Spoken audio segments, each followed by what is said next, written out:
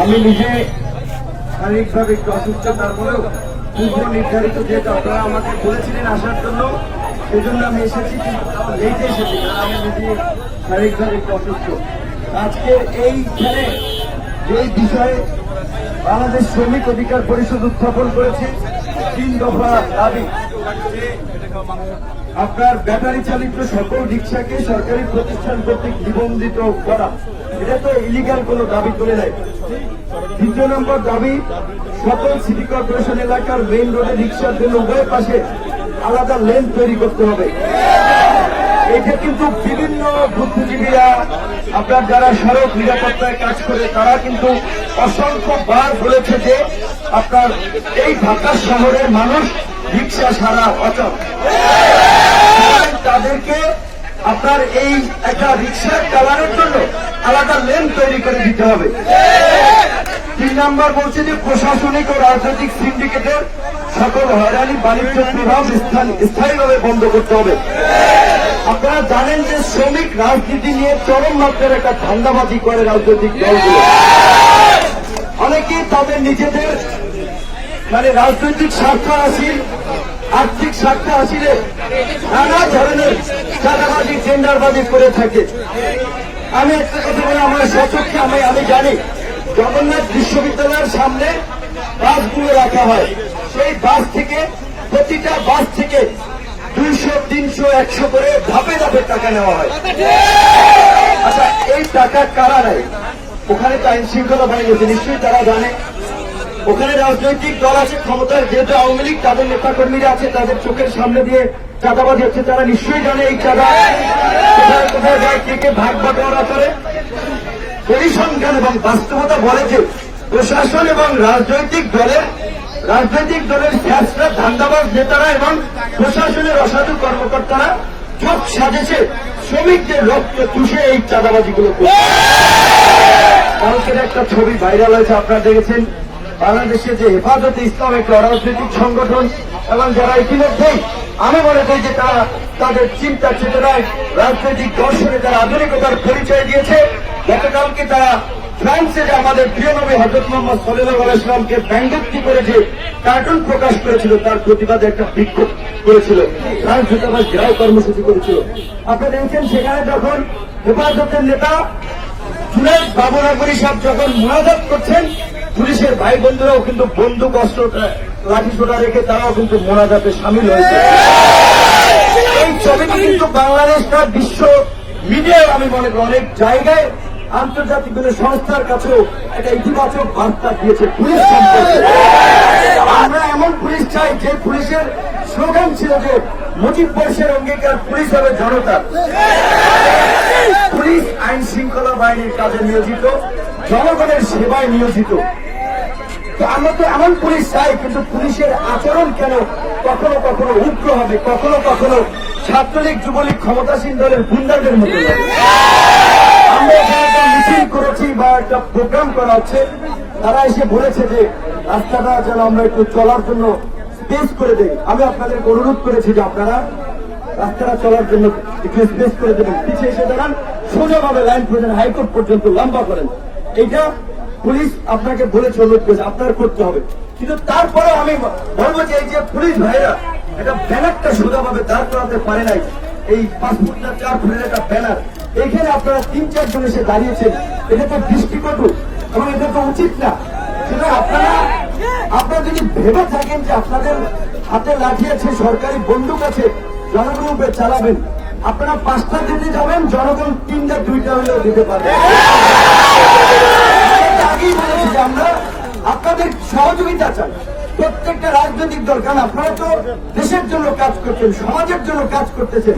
আপনারা শ্রমিকের হয়ে কাজ করবেন, শ্রমিককে সহযোগিতা করবেন, রাজনীতিবিদদের সহযোগিতা করবেন, সকলকে সহযোগিতা করবেন। আপনাদের সাথে তো আমাদের কোনো বৈপরীত্য থাকার কথা নয়।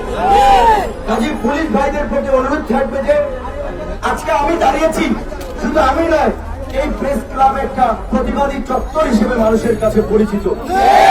নির্যাতিত, নিপীড়িত মানুষের প্রতিবাদের একটা জায়গায় এই প্রেস ক্লাব। আমরা জানি আপনাদের প্রতি সরকারের চাপ থাকে, নির্দেশ থাকে কখনো কাউকে দাঁড়াতে না দেওয়া, লাঠিচার্জ করে উঠিয়ে দেওয়া। কিন্তু আমি আপনার কাছে একটা প্রশ্ন করতে চাই, আপনি লাঠিচার্জ করার আগে, কারো গায়ে হাত তোলার আগে একবার আপনার বিবেককে প্রশ্ন করবেন যে আপনি যেটা করতেছেন এটি কি আপনার দায়িত্ব কর্তব্য কিনা। যদি আপনার বিবেক বলে যে আজকে এই মিছিলে বা এখানে যারা অনশন করতেছে, অবস্থান করতেছে, তাদেরকে লাঠি পেটার করে উঠিয়ে দেওয়াটা আপনার বিবেক সায় দেয়, আমি বলবো আপনি তাহলে চালিয়ে যান, যদি আপনার বিবেক সায় দেয়। আর যদি বিবেক সায় দেয় তাহলে বলবো আপনার বিবেক নষ্ট হয়ে গেছে, আপনার বিবেক বিক্রি হয়ে গেছে। আমরা বিভিন্ন সময়ে ভারতের সীমান্ত হত্যা, আমরা ভারতের আগ্রাসন নিয়ে কথা বলে থাকি। আবার আমরা এটা তো সবসময় বলি যে বাংলাদেশের নিকটতম প্রতিবেশী হচ্ছে ভারত, বাংলাদেশের 3 দিকে বেষ্টিত ভারত। কাজে ভারতের সাথে তো আমাদের একটা সুসম্পর্ক দরকার, দুদেশের স্বার্থেই। কিন্তু আমরা তো বারবার একটা কথা বলেছি যে বাংলাদেশের স্বাধীনতা সার্বভৌমত্বকে হুমকির মুখে ফেলে ভারতীয় দাদাগিরি দেশে মেনে নেওয়া হবে না। আমরা তো স্পষ্ট ভাষায় বলেছি সীমান্ত হত্যাকাণ্ড মেনে নেওয়া যাবে না। বাংলাদেশে ভারতীয় নতুন হাই কমিশনার তিনি বলেছেন বাংলাদেশের সাথে তারা সম্পর্ক সুদৃঢ় করতে চায়। আমরা তার এই কথাকে সম্মান জানাই, শ্রদ্ধা জানাই যে তাদের উপলব্ধি বোধোদয় হয়েছে যে বাংলাদেশের জনগণ যে তাদের প্রতি ক্ষিপ্ত, তাদের আচরণে যে তাদের প্রতি মারমুখী একটা অবস্থা, তাদের প্রতি ঘৃণা প্রকাশ করে তারা সেটা বুঝতে পেরেছে, তারা সেটা মেরামতের জন্য পদক্ষেপ নিচ্ছে। আমরা তাদেরকে ধন্যবাদ জানাই। গত রবিবার মুর্শিদাবাদ জেলায় সম্ভবত 6 জন জেলে আপনার 6 জন না 7 জন গিয়েছিল, কিন্তু তাদেরকে অক্ষত অবস্থায় বিএসএফ তারা ফেরত দিয়েছে। আমরা তাদেরকে ধন্যবাদ জানাই। আমরা তো এরকম একটা বন্ধুত্বপূর্ণ রাষ্ট্রই চাই প্রতিবেশী দেশ হিসেবে। অশিক্ষিত মানুষ একজন শ্রমিক বোঝার সঙ্গে সে ভুল করে চলে গেছে আপনার সীমান্তের মধ্যে, তাই বলে আপনি গুলি করে তাকে নদীতে ভাসিয়ে দেবেন? তাই বলে আপনি গুলি করে তাকে আপনার কাঁটার তারের উপরে ঝুলিয়ে দিবেন? আমরা সরকারের এই নতজানু পররাষ্ট্রনীতির সমালোচনা করেছি। আমরা এদেশের সরকারের সাথে ভারতীয় সরকারের অবৈধ চুক্তি, অনৈতিক কর্মকাণ্ডের সমালোচনা করি। ভারতের জনগণের সাথে এদেশের জনগণের যে আর্থিক সম্পর্ক, ভারতের জনগণের সাথে এদেশের জনগণের যে একটা হৃদ্যতার সম্পর্ক, সামাজিক সাংস্কৃতিক বৈচিত্র্যের সম্পর্ক, সেটি কিন্তু আমরা অস্বীকার করতে পারি না।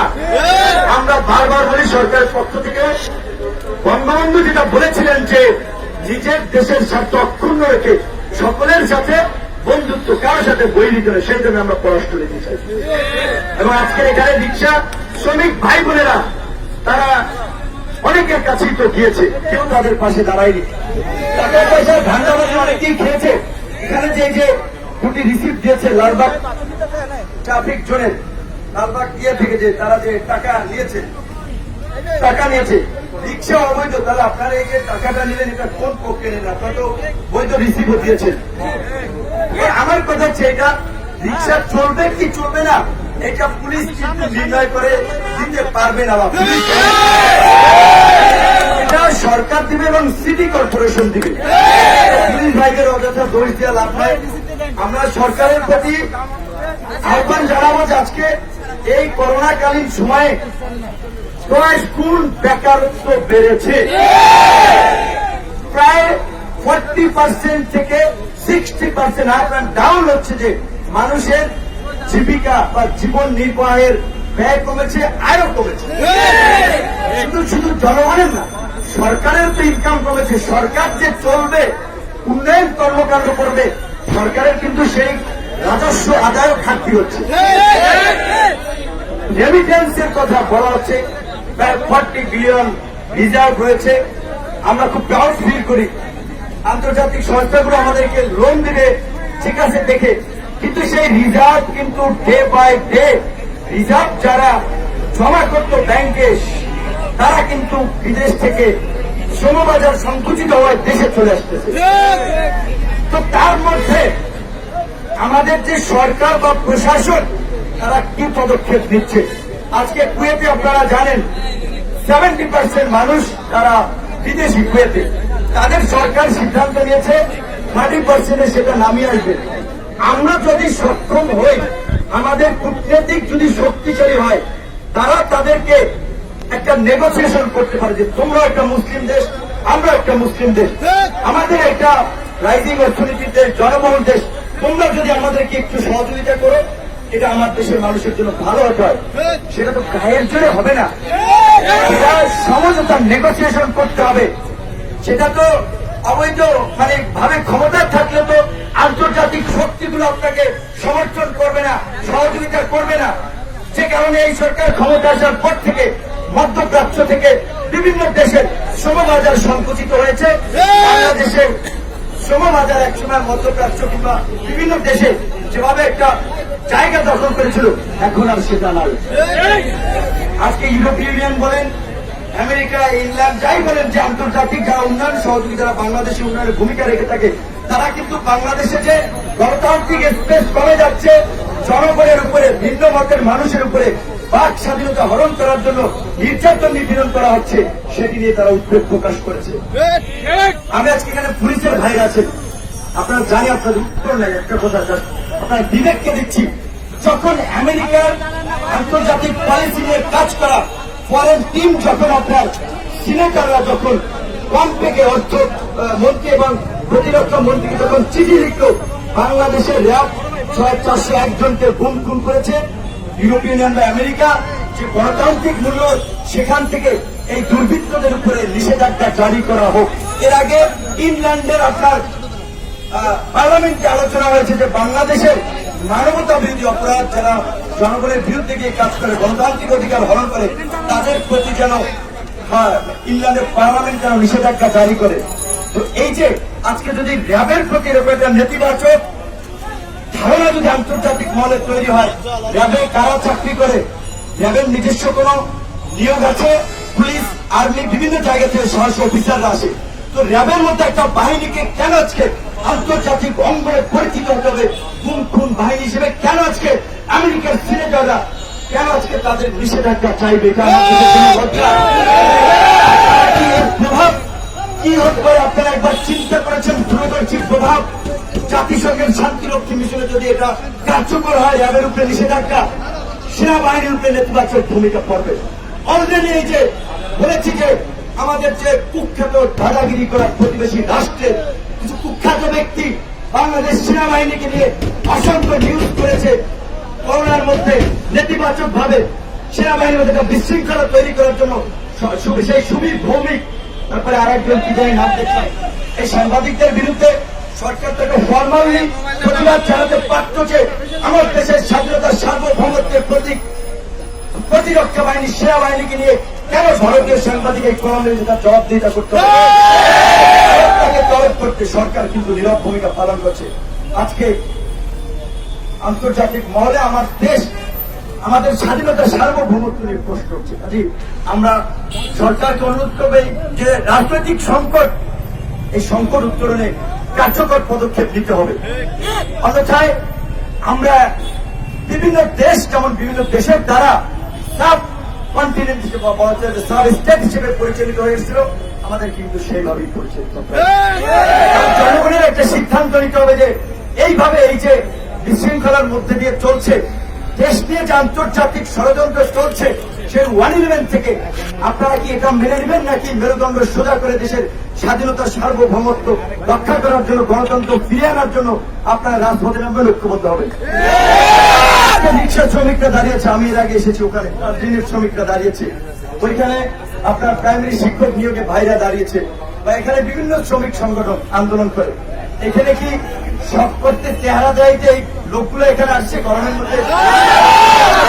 চেহারা দেয় আসে না, পেটের তাগিদে আসছে। তো তাদের কথা আপনি সরকার, আপনি প্রশাসন, আপনার মেয়র, আপনি কেন শুনবেন না? আমরা ব্যারিস্টার তাপস সাহেবকে বলতে চাই, ওনাকে একজন জেন্টাল মানুষ হিসেবে চিনি, এবং এই আমাদের শ্রমিক অধিকার পরিষদের যে সদস্য সচিব বললেন, হাইকোর্টে যে এই রিক্সা চলাচলের বিষয়ে একটা রিট হয়েছে, এই রিটের পক্ষে সম্ভবত ব্যারিস্টার তাপস সাহেব ছিলেন। শ্রমিক অধিকার পরিষদকে বলবো, আমরা আপনারা দেখেছেন, আমি এসেছি, কিন্তু শ্রমিকদের কাজ শ্রমিকরা করবে। আপনারা বিপদে পড়লে আমরা আপনাদেরকে রক্ষা করতে আসবো, আপনাদের আক্রমণ হলে আমরা সেভ করতে আসবো, আমরা 2-4টা লাঠির বাড়ি খেয়ে গেলাম। আপনাদের দাবি আপনাদেরকে আদায় করতে হবে। আপনারা প্রয়োজনে মেয়র সাহেবের সাথে দেখা করেন, তার সাথে একটা লিখিত দাবি দেওয়া জানান। এই সমস্যা অবশ্যই এদেশের যে রাজনৈতিক সংস্কৃতি, এদেশের যে সিস্টেম, তাতে হচ্ছে আগে রাজপথে না নামলে, একটা আলোড়ন তৈরি না করলে কেউ কানে নিতে চায়। সেই জায়গা থেকে আপনারা আজকে এখানে দাঁড়িয়েছেন, আশা করি যে যথাযথ কর্তৃপক্ষের কানে মেসেজ গিয়েছে।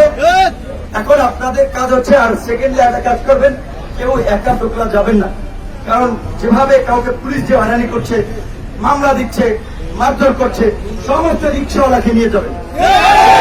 আপনাদেরকে সবসময় বলছি আপনারা শৃঙ্খলা হয়ে কাজ করবেন। রিক্সাওয়ালারা নগর ভবনের সামনে শান্তিপূর্ণভাবে দাঁড়িয়ে বসে থাকবে। আপনারা 4-5 জনের একটা প্রতিনিধি যে তার সাথে কথা বলবেন যে আমাদের এইটা অনুমতি দেন, আমাদের এটা মেনে নেন। কারণ এই যে পুলিশের ভাইরা বসে, আপনারা তো জানেন, আপনি একজন এসআই পদে চাকরি করেন, কনস্টেবল পদে চাকরি করেন, আমার মতো আপনার তো গাড়ি নেই, আপনার তো 20-25 হাজার টাকার ইনকাম। আপনি যদি রাজারবাগ আপনি ওখানে থাকেন, আপনার মাকে, আপনার বোনকে, আপনার বউকে যদি ধরেন এই মগ বাজার কিংবা আপনার এই যে পল্টন মোড়, কাকরাইল মোড়ে যদি হাসপাতাল আসতে হয়, তিনি কিভাবে আসবেন? কোটি কোটি কোটিপতি তো প্রাইভেট কার আছে। মেয়র সাহেবদের মতো তো অ্যারিস্টোক্রেটিক যারা, উচ্চ শ্রেণীর যারা, ধনিক শ্রেণী যারা, তাদের তো প্রাইভেট কার একটা জায়গায় 6টার আছে। আমি কিভাবে যাবো এখানে? রিক্সা ছাড়া বলছি যে রিক্সা ছাড়া, ছাড়া ঢাকা শহরের মানুষের রিক্সার চলাচল ছাড়া, রিক্সার অনুমতি না দিলে মানুষ অচল হয়ে যাবে। রিক্সার অনুমতি দিতে হবে, কিন্তু কি প্রক্রিয়া তারা চলবে, কি আইন কানুন তারা মানবে, সেগুলো আপনারা ঠিক করেন। আপনারা যে হঠকারী সিদ্ধান্ত নেন, তার জন্যই কিন্তু এক এক সময় বিশৃঙ্খলা তৈরি হয়। আজকে আপনি মেয়র হয়েছেন, আপনি সচিব হয়েছেন, আপনি কি বুঝবেন শ্রমিকদের কথা? আপনি সচিব 1 লাখ টাকা বেতন পান, মেয়র আপনার কোটি কোটি টাকা ইনকাম আছে। আপনার মতো চিন্তা করলে তো হবে না যে গুলশান বনানীতে লুঙ্গি পরে কেউ চলাচল করতে সবার সামর্থ্য নাই। জনগণের কথা চিন্তা করতে হবে। শুধু এসি রুমে পরে রাজনৈতিক বক্তব্য দিয়ে আর হচ্ছে সহমত ভাই হিসেবে যারা রাজনীতি করে, জিন্দাবাদ অমুক ভাই আসছে, রাজপথ কাঁপছে, এই রাজনীতি দিয়ে 50 বছরে এই দেশের কোন পরিবর্তন হয় নাই, শ্রেণী করে উঠেছে। সুতরাং রাজনীতিতে রিক্সাওয়ালা, শ্রমিক, পুলিশ, আর্মি, সচিব, জনগণ, সিভিল সোসাইটি সবার অংশগ্রহণ করতে হবে। সেই জায়গা থেকে তাদেরকে সেই সুযোগ করে দিতে হবে। কিন্তু আজকে রাজনীতি তো দুর্বৃত্তদের জন্য, যারা কালো টাকার মালিক তাদের জন্য। সেজন্য এই রাজনীতিকে সংস্কার করতে হবে। আপনাদেরকে রাজনৈতিকভাবে সচেতন হতে হবে। আপনি আওয়ামী লীগ করেন, বিএনপি করেন, শ্রমিক দল করেন, শ্রমিক লীগ করেন, জামাত করেন, জাতীয় পার্টি করেন, বাম সংগঠন করেন, গণসংহতি করেন, সিপিবি করেন, আমার কোনো আপত্তি নাই। কিন্তু আমার জায়গা থেকে আমি এবং আমার সংগঠন আমরা বিশ্বাস করি নৈতিকভাবে যৌক্তিক এবং ন্যায়সঙ্গত দাবি দেওয়া নিয়ে যারাই কথা বলবে আমরা তাদের পাশে দাঁড়াবো। আমরা তাদেরই বন্ধু, আমরা তাদের পাশে দাঁড়াবো। কি কথা বলছি সেটা মুখ্য বিষয় না। ওই দিনকে আপনারা যখন আপনাদের নিয়ে বসেছিলাম, আমি বলেছিলাম শ্রমিক দল রয়েছে, শ্রমিক লীগ রয়েছে, অন্যান্য অনেক সংগঠন রয়েছে। ওই সেই সংগঠনগুলোকে দেখছেন কোন একটা শ্রমিকদের যৌক্তিক দাবিতে তারা প্রেস ক্লাবে দাঁড়িয়েছে?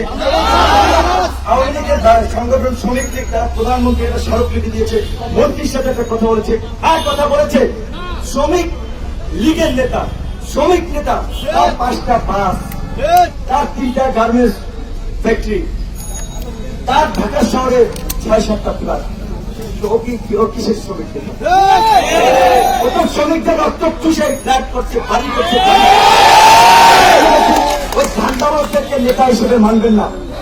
নেতা আজকে আপনারা আরিফ আব্দুল রহমানকে যে শ্রমিক অধিকার পরিষদে, কালকে যদি আরেকজন আসে, সাধারণ মানুষ যদি রিক্সাওয়ালা দাঁড়িয়ে যে আপনার পক্ষে ভোট ভয়েস, আপনি নির্যাতিত হলে আপনার পাশে দাঁড়ায়, আপনার তাকে নেতা মানবেন। আপনারা যদি ঐক্যবদ্ধ থাকেন, পৃথিবীর কোন শক্তি নাই আপনাদের সাথে অন্যায় করার, আপনাদেরকে দমিয়ে দেওয়ার। কিন্তু আপনাদেরকে ঐক্যবদ্ধ থাকতে হবে। একজনকে মার দিলার বাকিগুলো দৌড়ে পড়ালেন যে আমি একটু মার চেয়ে খাই নাই, তাহলে আপনার জন্য কারা কথা বলবে? মাইক ছেড়ে সবাই একসাথে দাঁড়িয়ে যাবেন। আর যদি ফিরে যান, দাবি দেওয়া আদায় না হয়, ব্যর্থ হন, হেফাজত যেমন 5 মে তাদের দাবিতে তারা আপোষ করে নাই, লাশ হয়েছে কিন্তু তারা আপোষ করে নাই।